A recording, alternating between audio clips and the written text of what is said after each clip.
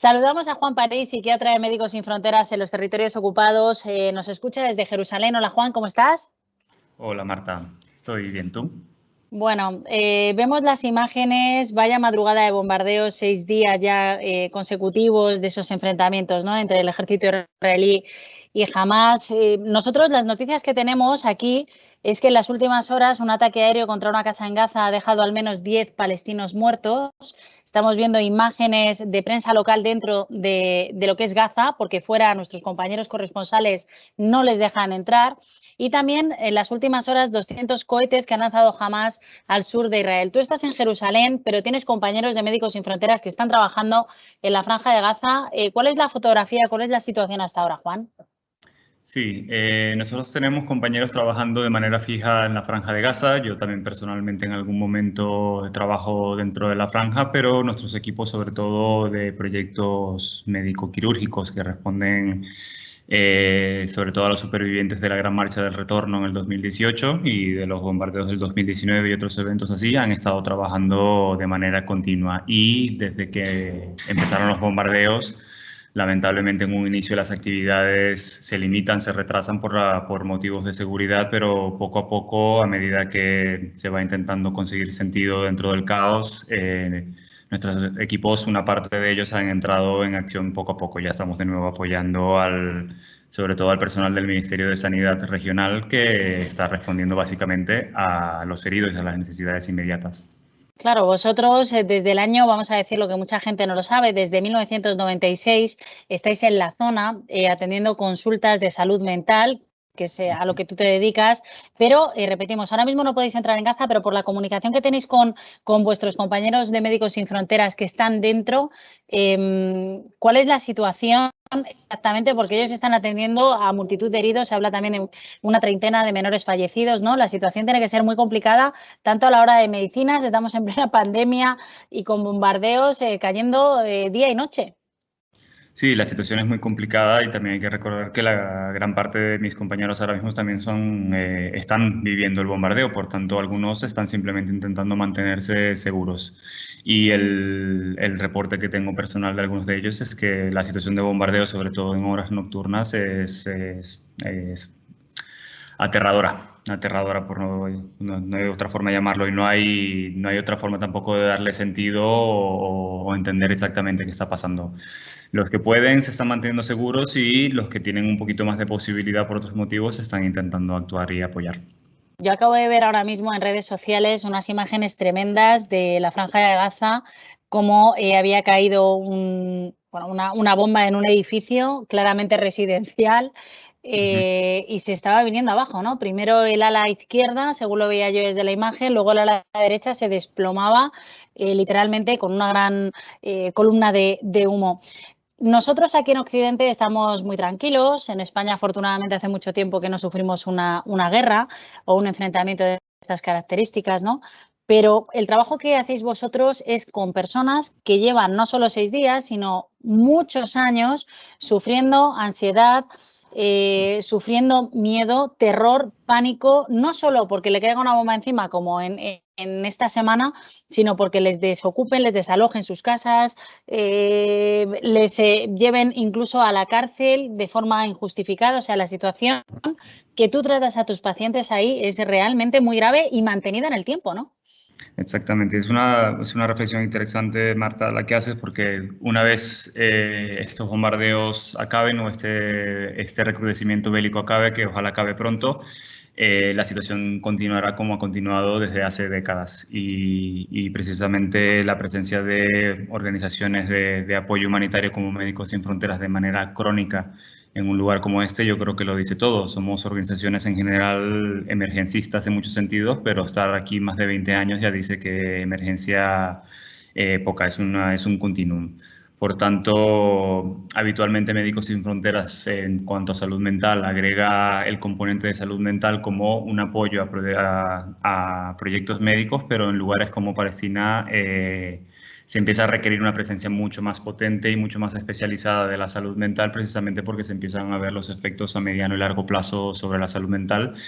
que viene tanto de eventos agudos potencialmente o ya directamente traumáticos como estos, o como tú muy bien decías, el hecho de vivir en una situación de incertidumbre, de ocupación, de restricción de movimientos, restricción de libertades, precarización, exclusión y para de contar de estresores y las repercusiones o las manifestaciones en cuanto a salud mental son varias. No estamos hablando simplemente de diagnósticos, sino porque al final hacia donde puede evolucionar el efecto de la violencia y sobre todo de la violencia larvada y tan penetrante a todo rasgo de la sociedad puede ser de cualquier manera, inclusive no solo en efectos directos sobre la salud mental, sino también en enfermedades tan generales como el asma, la diabetes, la hipertensión. Personas expuestas de manera crónica a violencia y adversidad de esta manera tienen mayores números de sufrir todo este tipo de padecimientos. Juan, queremos acercarnos a esta realidad, a tu trabajo, a saber de qué manera estás ayudando a la gente, sobre todo porque es algo de lo que desgraciadamente no se habla, nos quedamos en el número de bombas o en el número de víctimas sin profundizar mucho más. Yo no sé si uno puede acostumbrarse, Juan, te lo digo en serio, a vivir con terror cada minuto del día y sin esperanza, porque ¿qué esperanza pueden tener chavales, familias, si ni siquiera tienen garantizada su supervivencia o su casa o su trabajo o su libertad, ¿no? Sí. Hay algo que tiene el pueblo palestino y de lo que se habla mucho es su nivel de resiliencia. Es impresionante hasta un punto cuasi absurdo. Nadie logra verdaderamente entender cómo el pueblo palestino sigue resistiendo y sigue manteniéndose en pie después de todo esto. Pero de cualquier manera, la expresión de la gente que ya ha vivido todas estas situaciones sigue siendo de horror. Yo creo que nunca es suficiente horror como para completamente normalizarlo. Algo que curiosamente también algún compañero nos dice es que ya empiezan a manera de casi una broma sórdida, es que ya a los niños les empiezan a contar la edad por la cantidad de guerras que han vivido. Entonces mi hijo tiene 2 guerras de edad. Qué horror. Y la infancia de Gaza ha estado presente, es una realidad patente para ellos, no es un evento fuera de lo normal. Hace 2 semanas también hubo un par de cohetes y de bombardeo de vuelta a Gaza, que quizás no hizo tanto eco, y en ese momento yo me acerqué a mis compañeros también para hablar con ellos cómo se encontraban, y el mensaje era: te agradecemos mucho que nos contactes, pero la verdad esto es un poco nuestra normalidad. Claro que cuando se recrudece a este nivel tan terrorífico, no hay preparación ni preparación militar que te ayude a normalizarlo. Dentro de la población, Juan, ¿hay algún perfil que os preocupe especialmente? Me comentaban algunos compañeros tuyos de Médicos Sin Fronteras, jóvenes que siendo adolescentes por terror, pues vuelven a hacerse incluso pis por la noche, que es algo de niños pequeños, ¿no? Por supuesto, temas más graves, hablamos de depresión, hablamos de sentimientos de suicidio. ¿Cuál es el perfil? ¿Mujeres, niños? ¿El que más os preocupa? Nos preocupa toda la población. Los niños siempre nos llaman mucho la atención y es siempre lo que nos capta mucho, sobre todo porque es una nueva generación que se desarrolla y crece en guerra, que todo su aprender, su jugar, su relacionarse va a estar contextualizado por la situación de guerra y de violencia, por la violencia también directamente en su sociedad. Entonces, las repercusiones van a ser... se pueden prever como mayores y también mucho más variopintas, pero luego es cierto, todos los estratos de la sociedad están afectados. Situaciones de guerra que desestabilizan tanto como estas, más la ocupación y el estado de sitio en el que se mantiene la Franja de Gaza, repercuten sobremanera sobre poblaciones vulnerables como las mujeres, como las personas con discapacidades, y también sobre la población en general en situación de precariedad considerable. La mayor parte de la población de Gaza vive debajo de la franja de pobreza, y para quien es un reto acceder a agua potable, acceder a seguridad alimentaria, y acceder a sistemas y a recursos sanitarios suficientes. Y encima, en plena pandemia y encima con lo que está pasando. Vosotros siempre decís que la palabra hablar tiene un gran poder de sanación, ¿no? Es vuestra herramienta de trabajo, pero cuando tienes que ejercer tu profesión de psiquiatra o un psicólogo, hablando con todas estas personas a las que quieres ayudar, que tienen una cultura muy diferente y un idioma diferente, claro, utilizáis traductores, pero es muy difícil que sea empatizar así con el paciente, ¿no? Porque una palabra puede cambiar el significado de una frase o de un sentimiento. Sí, también es importante recalcar que gran parte del esfuerzo que hacemos nosotros es venir y dar un poco de nuestro apoyo técnico, aquella oportunidad de formación que nosotros hemos tenido desde nuestro privilegio y repartir ese saber que podemos llegar a haber acumulado para los compañeros y apoyarlos técnicamente. En muchas ocasiones hacemos atención directa, tanto en salud mental como en plano clínico médico, pero nos enfocamos mucho sobre todo en fortalecer las capacidades de los compañeros palestinos que están trabajando directamente. Por eso un gran número del personal de Médicos Sin Fronteras en todas sus misiones siempre va a ser personal nacional. En cuanto a salud mental, más aún, porque definitivamente la palabra es nuestra herramienta más fuerte y aunque solemos utilizar mediadores culturales, que son gente habitualmente muy capacitada para hacer ese puente entre nosotros, además del gran número de la población palestina que hace un gran esfuerzo para tratar de comunicarse con nosotros directamente, lo que buscamos es siempre que sea también ayuda en horizontal de la gente palestina para la gente palestina, un poco con nuestro apoyo. Juan, ¿se notan progresos o cuesta mucho?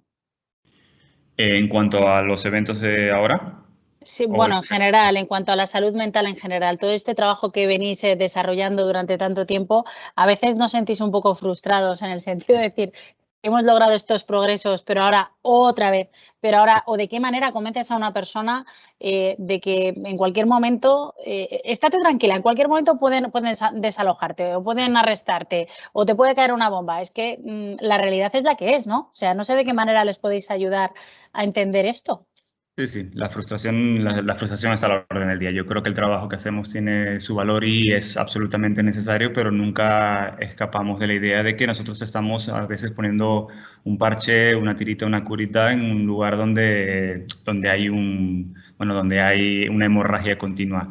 En cuanto a la situación de los eventos traumáticos sobre el bienestar mental, sobre la salud mental, nosotros todos tenemos absolutamente claro que podemos apoyar, pero si las personas que han vivido eventos así, sobre todo violencia interpersonal, si no hay un acceso a justicia, a reparación, a no repetición, a volver a darle a la gente un poco de control sobre su vida y algo que les permita verdaderamente hacer lazos entre ellos, no hay terapia suficientemente potente, no hay fármaco suficientemente efectivo como para verdaderamente reducir todo lo.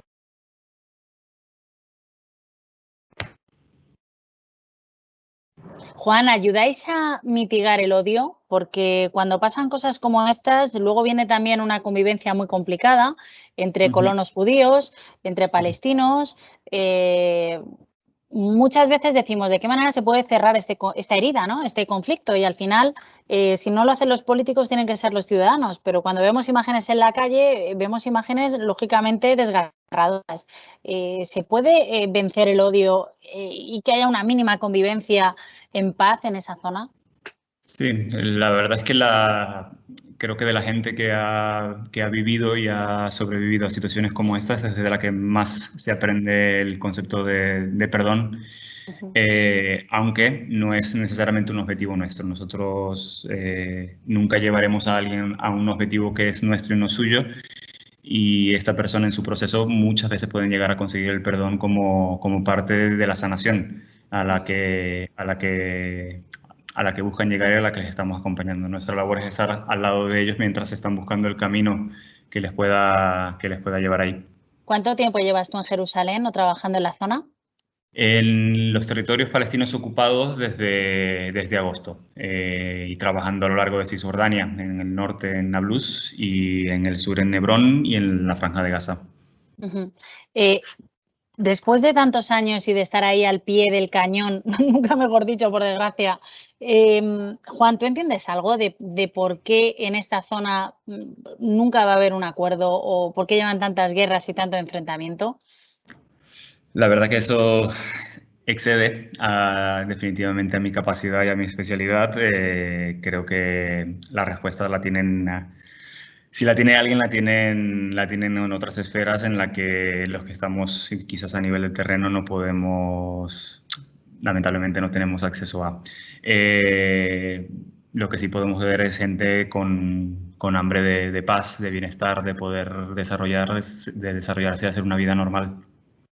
Nos hemos fijado en la parte palestina, que es la más pobre, la que está sufriendo esa ocupación, la que, bueno, pues ya no en el número de víctimas, pero en general, no sé si sale perdiendo, pero desde luego una de las más damnificadas. Pero me gustaría también saber tu opinión de la otra parte, ¿no? De la parte israelí. Ellos sí tienen más medios sanitarios, una situación económica más desahogada, también en el tema de la pandemia, lo estamos viendo, pero también sufren, no dejan de ser también personas que llevadas por, no sé si un fanatismo, una equivocación o un acierto, reivindican unos derechos también, ¿no? Que creen que se les han quitado. Entonces, ¿vosotros hacéis algún tipo de trabajo también con esa población? Sí. Nosotros como organización tenemos en el eje, como un eje central la neutralidad y lo intentamos a sobremanera. Dicho eso, la población israelí tiene un sistema sanitario robusto y considerablemente holgado en cuanto a recursos para dar apoyo a su población, por lo que en principio nosotros no actuamos o damos apoyo directamente, que no quiere decir que si estuviésemos en una situación en la cual esa necesidad estuviese patente, nosotros en acción entraríamos.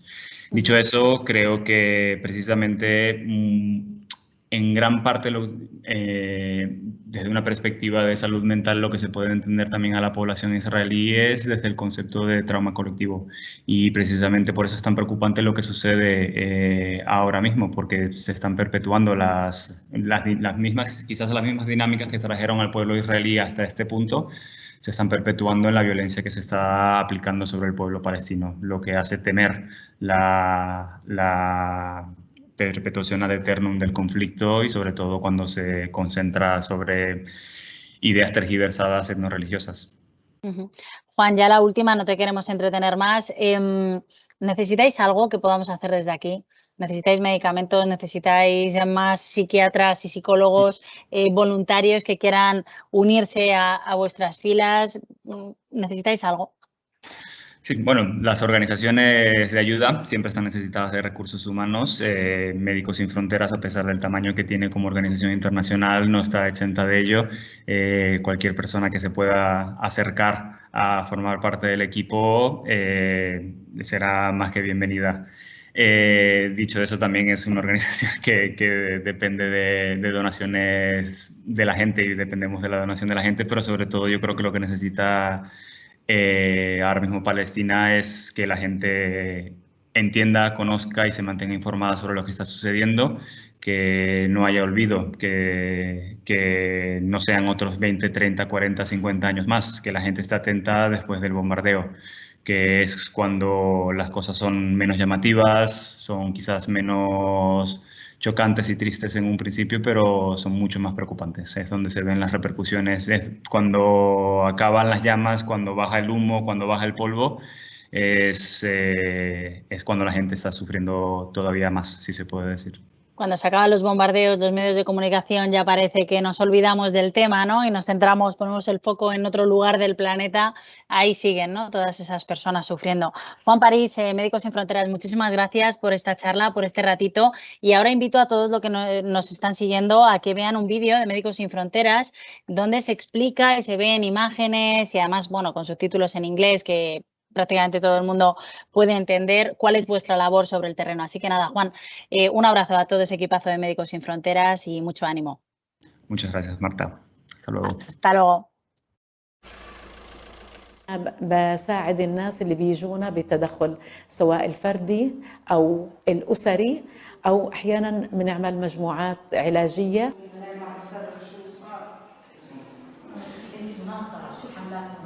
فإحنا موجودين في منطقة نابلس وتشمل كل القرى والمخيمات اللي موجودة بمنطقة نابلس وكمان في منطقة قلقيلية والقرى اللي محيطة في مدينة قلقيلية.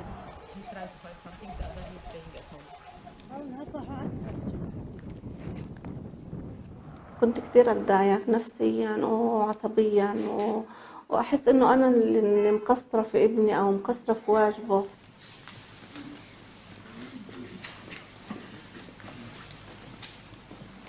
في وضع سياسي ووضع احتلالي اللي بفرض خصوصية معينة على كل المجتمع الفلسطيني. واللي ممكن يساهم في زيادة الضغوطات النفسية عند الناس.